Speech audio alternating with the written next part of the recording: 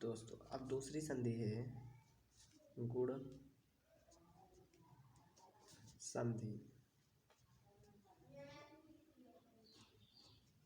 हम एग्जाम्पल से ही समझ लेते हैं क्योंकि पेपर में एग्जाम्पल ही ज़्यादातर पूछे जाते हैं। अभी वैसे एक बार इसकी परिभाषा तो पूछी नहीं गई है, तो हम एग्जाम्पल से बता देते हैं क्या होगा। आ छोटा आ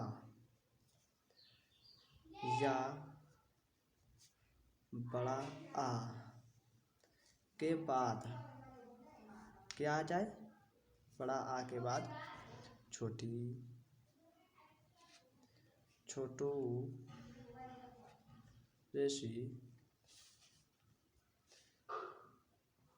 जैसी आ जाए या लिरा। तो इनके आधार पर जो हो जाएगा क्या होगा, छोटी ई का, तो छोटी ई का क्या होगा, छोटी ई का होगा ए से एड़ी वाला ए, और छोटो का ओ से ओखली वाला ओ, और ऋषि का हो जाएगा अर, और इसका हो जाएगा अन। तो हम पहले उदाहरण समझ लेते हैं। उदाहरण एक से हम समझ लेते हैं। उदाहरण क्या है,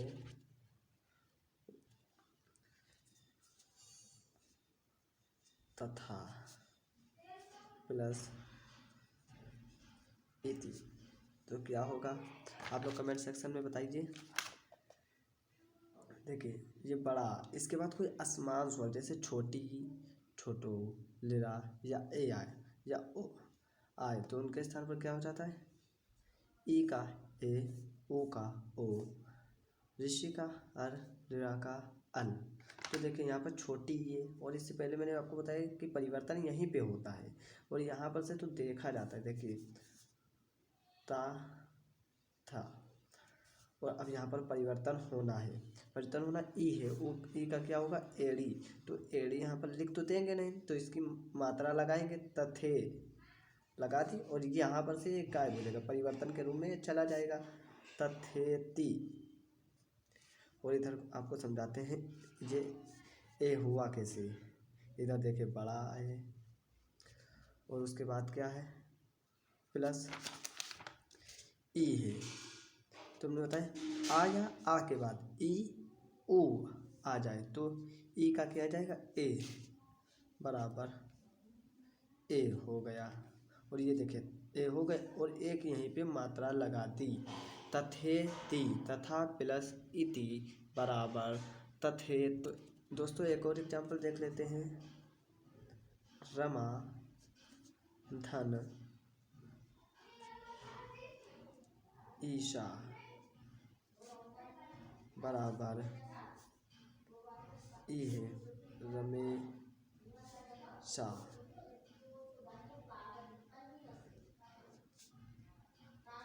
हमेशा हो गया।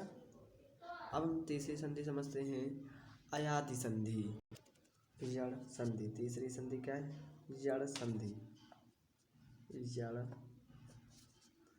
संधि, ये संधि काफ़ी ज़्यादा महत्वपूर्ण है पेपर के लिए। और इसके बाद देखना है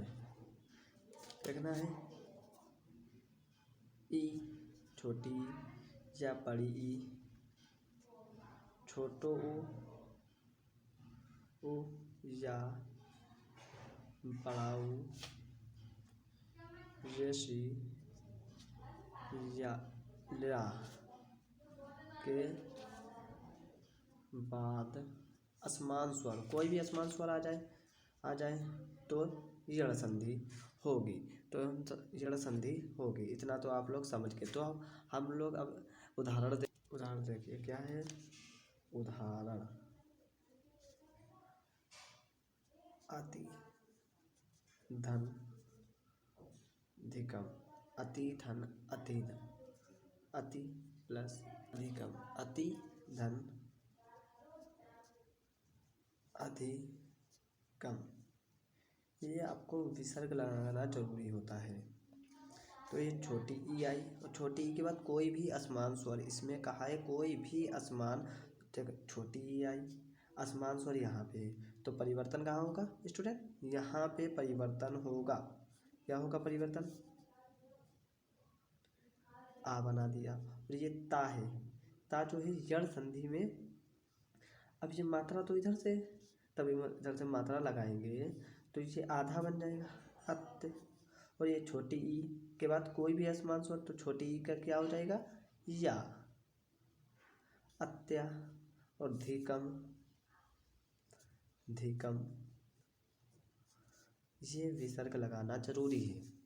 इसमें दिखाते हैं, छोटी कोई भी असमान स्वर हो, बस स्वर हो, व्यंजन ना जाए, इस बात का ख्याल होना चाहिए। तो क्या हो जाएगा, ई का या हो जाएगा। यहाँ पर मैं बताना भूल गया कि ई का या, ई का या, ओ का वा, ऋषि का रा, रा का ला हो जाएगा। तो हम दूसरा एग्जाम्पल एक और समझा देते हैं। हाँ, एग्जाम्पल दूसरा देखते हैं। इति धन आदि बराबर, अभी आपको बताइए, ये ता आधा हो जाएगा और यहाँ पर विकार होगा। ये देखिए ई है, इसको ऐसे ही बना दें। और ये जब मात्रा इधर से आपने देखी, इधर मात्रा लगाई जाएगी, तो मात्रा इधर लगाएंगे तो इसको आधा बनाना पड़ेगा, इत्या। और यहाँ छोटी ई है, छोटी ई किस में परिवर्तित हो जाएगी, या में, इत्या। और इसमें अभी इसको ऐसे उतारते हैं, आदि। इधर भी देख लेते हैं, छोटी ई प्लस बड़ा आ, कोई भी असमान स्वर हो, हमें सिर्फ ये देखना है कि ई का या में परिवर्तन होगा, बस या हो गया। तो जब हम संधि विच्छेद करते हैं, जैसे हमें पेपर में दे दिया कि जो इत्यादि हमें संधि विच्छेद करना है और हमें नहीं आ रहा है, तो हमें ऐसे में संधि विच्छेद करना होता है जिसका कोई अर्थ निकले। जैसे इति, आदि, आदि और इति दोनों का अर्थ होता है, इसलिए हो जाएगा इत्यादि। हमारे सिलेबस की आखिरी संधि बची है, वो काफ़ी ज़्यादातर पेपर में पूछी जाती है। क्या संधि, अयादि, अयादि संधि, संधि काफ़ी सरल है। ये ध्यान रखना होगा कि डिफिनीशन ज़्यादा नहीं, बस समझ में आ जाए। पेपर में एग्जाम्पल देता है, डिफिनीशन नहीं पूछता है। ए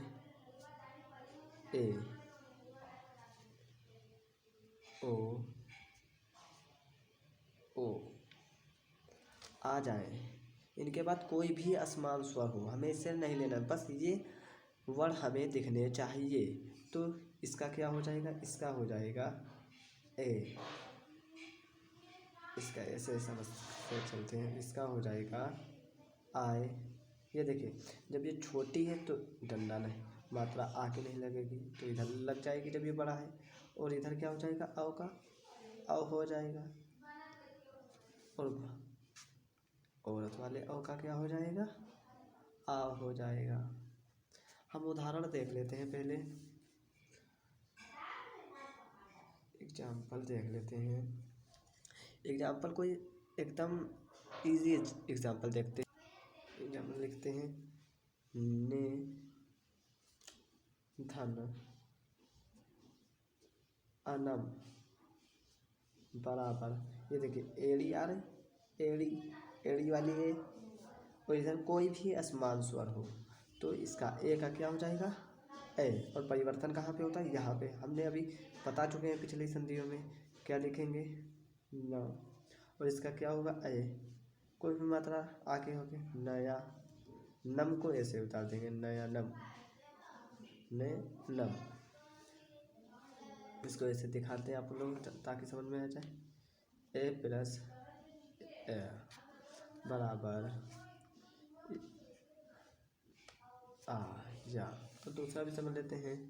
दूसरी ओ वाली भी आपको दिखाते, क्या है, पो प्लस अना बराबर पो है, तो ओगली वाली ओ की आ रही है, तो इसका क्या होगा, औ होगा, औ।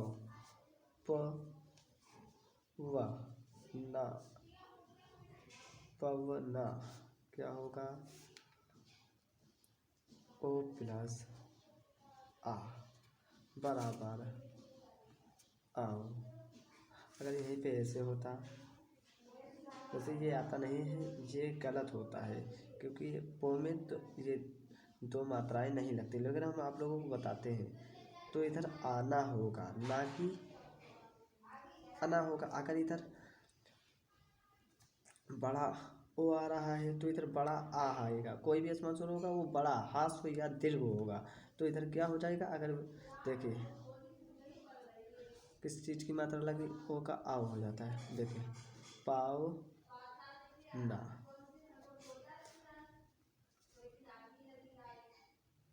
ओ प्लस आओ बराबर आओ।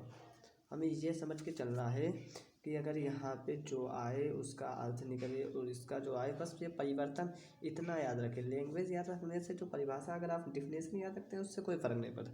फ़र्क पड़ता है आपको जो, क्योंकि परिभाषा इतनी बड़ी होती है तो हमें ये याद रखना है कि इसमें परिवर्तन क्या हो रहा है। तो बस यहीं पे संधियाँ ख़त्म होती हैं और फिर मिलेंगे अगली वीडियो में। अगर वीडियो पसंद आई हो तो लाइक करें, प्लीज़ सब्सक्राइब करें हमारे चैनल को और ज़्यादा से ज़्यादा शेयर करें।